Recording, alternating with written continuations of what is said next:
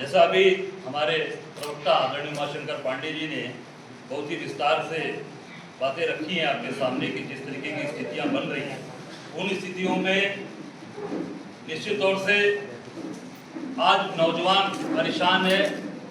जो हमारे विद्यार्थी हैं, जो शिक्षा ग्रहण कर रहे हैं, वो लगातार मानसिक अवसाद में हो, उनका मानसिक स्तर खराब होता जा रहा है, वो कमजोर होते जा रहे हैं। इसी कारण से 1 दर्जन से ऊपर बच्चे बच्चियों ने आत्महत्या कर लिया, सुसाइड कर लिया। जिनके माँ बाप ने कर्जा लेकर बैंक से, साहूकारों से, लोगों से कि हमारा बच्चा डॉक्टर बन जाएगा, हमारा बिटिया डॉक्टर बन जाएगी, तो पूरा परिवार बिखर गया। उसमें यूपी के भी जगह घटनाएं आ रही है, पूरे देश में ये घटनाएं हो रही है। आप ये 6 बार ये भाजपा सरकार में 6 बार ये नीट की परीक्षा लीक हो चुकी है, 6 बार आप सोच सकते हैं। और ये सरकार केवल और केवल घुमाती है और आम जो हमारे शिक्षार्थी हैं, विद्यार्थी हैं, उनको केवल भ्रमित करती है। अभी आप देख सकते हैं कि पिछली बार जो एग्जाम दिया था बच्चों ने कैंसिल हुआ, अभी 21 तारीख को कल वो अभी पूरे देश में कराया जाना है। और उसमें जो बातें इन्होंने कहा कि ये सेना के जहाज और सेना के संसाधन का इस्तेमाल करेंगे। अरे भाई, सेना के संसाधन का इस्तेमाल करिए, बच्चों का भविष्य उसके लिए कुछ भी करिए, पर जहां पेपर छप रहा है, सबसे बड़ी गड़बड़ी तो जहां पेपर छप रहा है वहां है ना। कि जो एजेंसीज पहले ये सरकारी प्रेस में छपते थे पेपर, अब ये प्राइवेट एजेंसीज में पेपर छप रहे हैं। वो छपवा कर प्राइवेट एजेंसी जो गुजरात की कंपनियां हैं, वो इसका पूरा खाका खींच रही हैं और वहां से फिर आप उसको सेना के जहाज से और सेना के संसाधन से आप उसको ले जाएंगे। इसमें अब देखिए जो सीबीएसई की मूल्यांकन में गड़बड़ियां आई। सीबीएसई पहली बार ऐसा हुआ हिंदुस्तान के अंदर, देश के अंदर, कि सीबीएसई के जो बच्चे एग्जाम दिए थे उनके भी मूल्यांकन जो हुए हैं, उनके आंसर शीट के, उसके भी काफी गड़बड़ियां आई है जो बच्चों ने उठाया। पिछले 12 वर्षों में 23 राष्ट्रीय परीक्षाएं पेपर लीक हुई है। 12 सालों में 23 राष्ट्रीय, देश की, प्रदेश की नहीं। अगर प्रदेश जोड़ देंगे तो ये 90-92 से ऊपर चला जा रहा है। इसकी पूरी तरीके से ये हो चुकी है और पूरे देश में 90 से ऊपर हो चुकी है। जो राहुल जी ने कार्यक्रम किया, छात्रों की गूंज, जो कार्यक्रम कोटा के अंदर किया गया, जिसमें आपने देखा भारी संख्या में हमारे बच्चे बच्चियां सब उसमें शामिल हुए और जिस तरीके का संदेश वहां से पूरे देश के बच्चे बच्चियों को गया है, उससे एक विश्वास पैदा हुआ है कि हमें इस पर संघर्ष करना है, हमें लड़ना है। आत्महत्या या सुसाइड हमारा रास्ता नहीं है। हम राहुल गांधी ने रास्ता दिखाया, राहुल गांधी जी ने उस रास्ते पे चलकर हम अपना भविष्य संवारेंगे और आगे बढ़ेंगे। वो राहुल जी ने किया भी। ये कार्यक्रम कोटा में हुआ है, अगला कार्यक्रम प्रयागराज में, फिर पटना में, उसके बाद दिल्ली में। ये 3 कार्यक्रम अभी प्रस्तावित है। इसमें पूरे उस एरियाज के बच्चे उसमें शामिल होंगे जो वहां बच्चे परेशान हैं। 22 लाख छात्रों ने नीट की परीक्षा दी और शिक्षा बजट 1,40,000 करोड़ के करीब का है।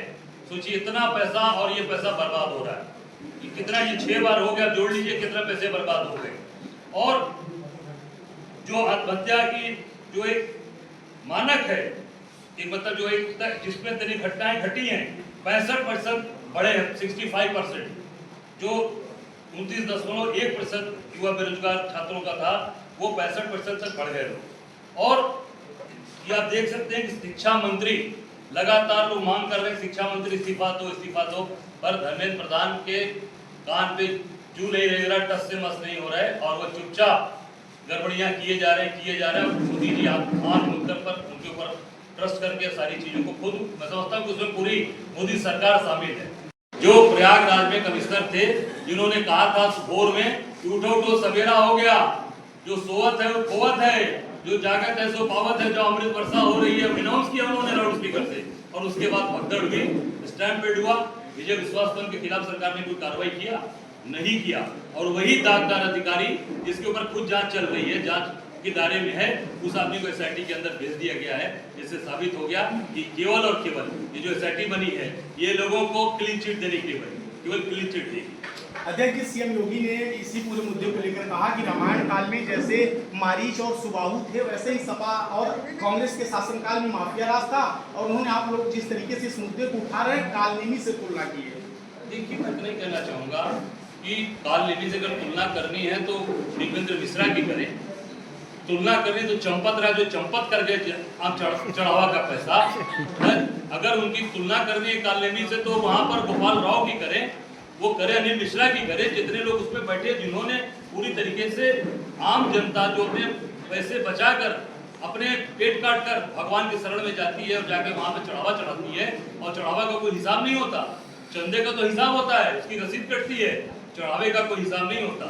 वो चढ़ावा चोरी करने वाले के खिलाफ कार्रवाई करें, तब मानेंगे कि नहीं आप सही बोल रहे हैं, नहीं तो ये साबित हो जाएगा कि आप भी उन्हीं भ्रष्टाचारियों में योगी जी भी लिप्त हैं, उसमें शामिल। सारी बातें हो रही चंदा चोरी को लेकर। सबसे महत्वपूर्ण है कि भाई अगर FIR ही नहीं लिखी गई, फर्स्ट इंफॉर्मेशन हुई नहीं, और उसके बाद आप जांच करा रहे हैं, किसकी जांच करा रहे हैं, किस चीज की जांच हो रही है?